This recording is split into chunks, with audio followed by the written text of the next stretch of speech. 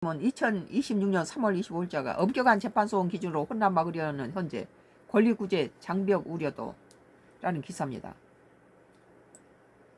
헌법재판소가 재판소원제 시행 이후 첫 사전 심사에서 사건들을 무더기로 각하면서 판단 기준을 둘러싸고 관심이 커진다. 현재는 헌법이 규정한 기본권 침해라는 실제적 요건은 물론 절차적 요건까지 깐깐하게 따졌다. 애초에 법조계 안팎에서 재판소원제가 도입되면서 사실상 사심제가 돼 법원 재판의 기속력과 사법 안정성이 흔들릴 거라는 우려가 나왔는데, 이런 논란을 없애기 위해 재판소원 대상을 엄격히 판단하고 있는 것으로 보인다. 25일 경향신문 취재를 종합하면 현재는 재판소원 시행 이후인 지난 12일부터 23일까지 접수된 총 153건 중 26건을 지정재판부에 각하했다. 현재는 재판소원 사건을 3개 지정재판부가 나누어 사전 심사한다. 일부가 김성환 현재 소장과 정영식 정계선 재판관 2부가, 김영두 김복형 마은혁 재판관 3부가, 정정미 조한창 오영준 재판관으로 구성되어 있다. 각 지정재판부는 청구가 부적법하다고 판단하면 전원 재판부에 회부하지 않고 사전 심사에서 각하하는데, 현재까지 어느 시간 사건도 이 문턱을 넘지 못한다는 거예요. 우선 절차적으로 요건으로 보면 현재는 청구기간과 보충성 원칙을 헌재법 규정대로 꼼꼼히 판단했다. 재판소원은 재판 확정일부터 30일 이내 청구할 수 있는데, 이 기한이 지난 뒤에 제기된 5건이 각하됐다. 최후 수단으로 재판소원 원칙도 재확인됐다.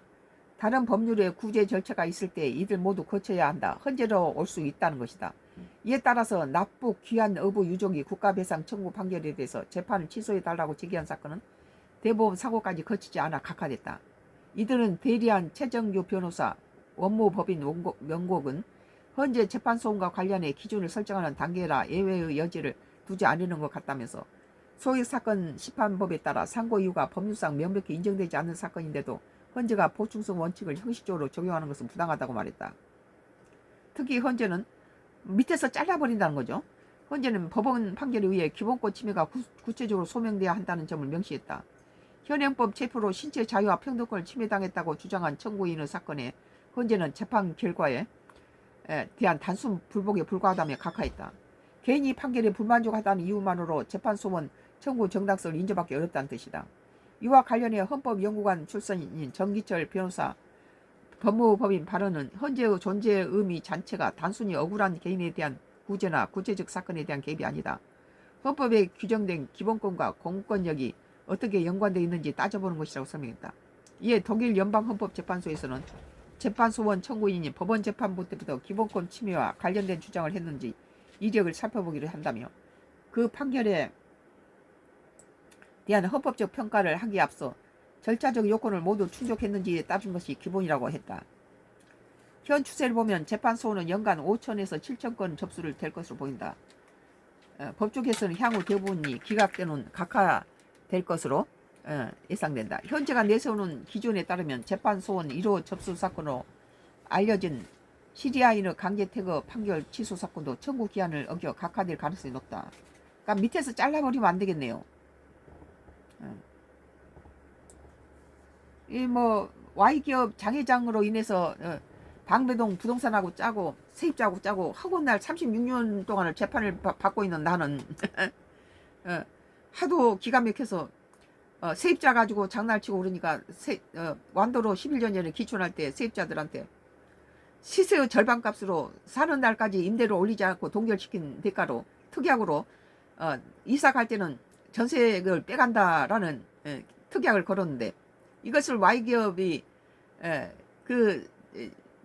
짜고 세입자고 부동산하고 짜고 이 소송을 걸어왔어요. 지금 재판 중인데 4월 1일에 판결이 나겠죠. 근데 지금까지는 Y기업이 변호사를 사주고 급판사를 매수해가지고 전부 이렇게 패소를 시키고 또 변호사가 이 판사가 정직한 사고 공의로운 판사를 만나게 되면은 이 뒤에 판사의 윗대가리를 가지고 매수해가지고 이 판사가 정직해서 말이 안 들어가면은 윗사람을 해서 내리 눌러가지고 판결을 굳게 만들고 이런 짓을 했는데, 이번에 판사는 굉장히 올바른 판사예요. 그래가지고 시세 절반값에 6억짜리 집을 1억에 8년을 동결시켰는데 이 세입자가 집 천장에다가 저 수도관을 설치해서 물을 막 폭포수로 쏟아내고 포크리로 담벼락을 부수면서 집이 하자가 있다는 식으로 해서 임대를 못 내게 막치면서는 이 소송을 한데 그 뒤에가 Y기업 장회장이 있었다는 거죠. 그리고 이제 지금까지 그 판사를 매수했는데 이 판사는 매수가 안 당해가지고 조정위원회를 갖다가 붙였는데 나는 밀린 임대료 20만 원을 20개월 임대료 20개월을 내놓고 이 전세 보증금 반환 소송을 할 수 없지 않느냐. 시세 절반 값에 8년을 동결시켜 놓고 그 특약으로 전 세입자가 세를 빼나간다 하는데 36년 동안 아침에 내놓으면 저녁에 나가던 집이 Y기업 장회장이 이 방부동 부동산 짜고 단 한 건도 36년 동안 못 나가게 막아놓고 전봇대에 내가 붙여놓은 것도 그것을 전화를 중간에 끊어버려가지고 세입자가 전화를 안 오게 만들었어. 거기에다가 내가 아는 목사님 전화를 같이 넣었더니 그 목사님은 11건의 전화가 오는데 내 건 하나도 안 들어온 거예요. 근데 그 전날 전단지를 붙이고 그 다음날도 전단지를 붙이러 이렇게 다니는데 그 우리 지하 지금 들어와 있는 세입자가 아니 왜 이렇게 전단지를 붙여놓으시고 전화를 안 받으세요. 그러면서 어제 내가 붙였던 걸 자기가 호주머니에서 꺼내면서 지금 당장 하자고 나한테 웬만하면 자기 하겠다고 가자고. 그래가지고 그 사람은 뭐 지나가면서 광고주 붙이다가 계약했어요. 나머지는 전화를 끊어버리니까. 그래서 2층 세입자가 이렇게 지금 100명이면 100% 새벽 1시면 재건축 사무실에서 우리 세입자 3명이 돈복들 들고 나보다 들켰어요. 이런 짓을 시키고 한 개인을 이렇게 존재하지 않은 뭐 그 가짜 증인을 만들고 존재도 하지 않은 번지수를 갖다가 증거로 내밀고 이런 거짓으로 판을 치는 이런 Y기업의 하수인들 이런 것으로 무고한 그때 박원순 시장이 이쪽에 재건축을 못하도록 나의 블로그를 보고 또 거기에서 아는 그 주민의 빌딩 여러 채 갖고 있는 할머니가 그 집만 뺏긴 게 아니라 전부를 다 망해먹게 사기치고 저 Y기업 손바닥에 놀았던 그 사기범은 해외로 빼돌려 버렸죠. 뭐 인터폴 수사가 떠도 그 사람 잡지 못했어요. 그리고 이 사람은 충격으로 사망한 사건을 갖다가 인터넷으로 내 블로그로 보고 박원순 시장 때 이걸 갖다가 백지화 시켜버렸어요. 이 방배동 우리 집 주변의 아파트를. 그럼 지금까지 이렇게 지금 완도로 귀촌에 있는데도 완도 위에 우리 집 농가주택 뒤에다 3명을 새로 집을 지어서 놓고 우리 집한테 레이저를 쏘고 독가스를 보내고 하수도를 통해서 독가스를 보내고 대문과 내 자동차에다 독을 묻히고 이거 Y기업의 황산공장에서 나오는 그 독을 갖다 묻히는 거예요. 이게 방배동 집에서부터 묻히던 거예요. 지금까지 묻히고 있어요. 이랬을 때 이 매수당한 무전 유죄라고 전부 재판관이 매수당했어요. 근데 이번 재판관은 정직하면서 이건 이 특약이 전세를 빼나간다라는 거 시세의 절반값에 8년 동안을 갖다가 동결시켜준 대가로 이 세를 빼나간다가 그렇게 되는 것인데 이 사람은 소송을 거니까 이거 취하라고 여러 번 재판에서 그러는데 3번을 재판을 하더라고 똑같은 내용을. 그러면서 그런데 이제 이 판사가 상당히 정직한 판사예요. 이 조정위원회를 택해서 갖다 붙였는데 조정위원회가 100% 매수당했어요. 그 전에 했던 짓을 하는 거예요. 처음 만난 원고와 피고 앞에서 이 세입자 편을 딱 들면서 그게 세입자 편들 일이 아니죠. 이미 내용을 세입자하고 둘이 말이 맞아 들어가 있는 거예요. 20개월을 연체되어 있는데 이 말도 안 되는 그쪽 편을 들더라고요. 조정위원회가. 하나님이 조정위원회가 돈 받아 먹고 매수당했다. 근데 이 판사는 매수 안 당했더라고요. 그러니까는 취하라고 이 조정위원회를 붙여준 거죠.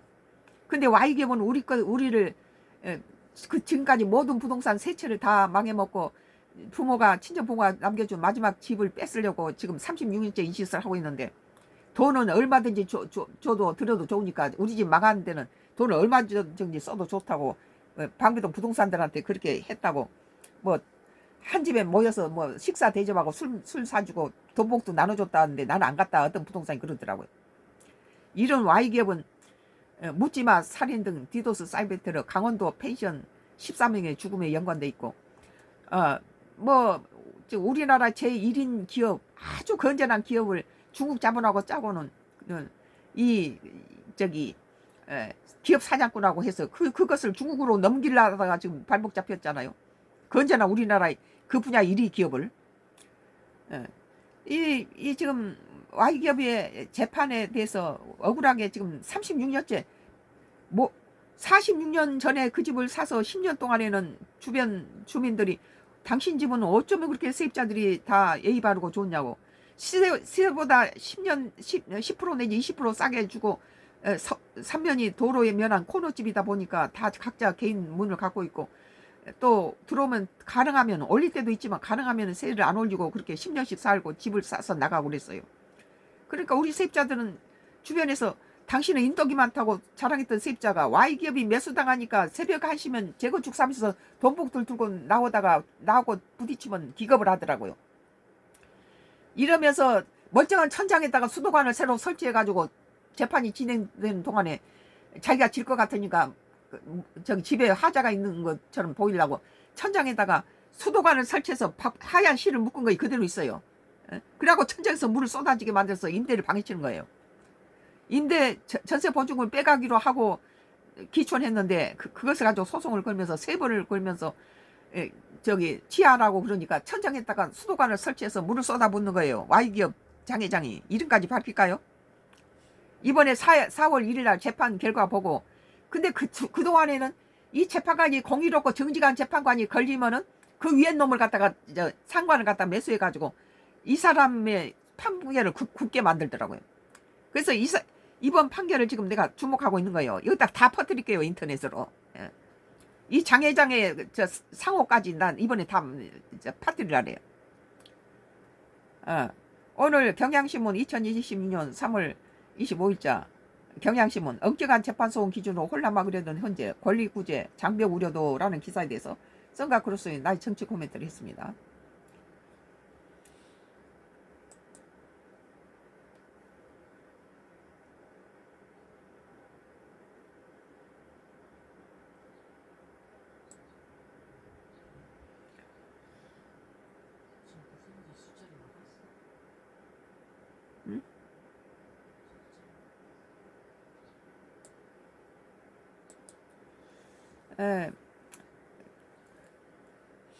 경향신문이에요.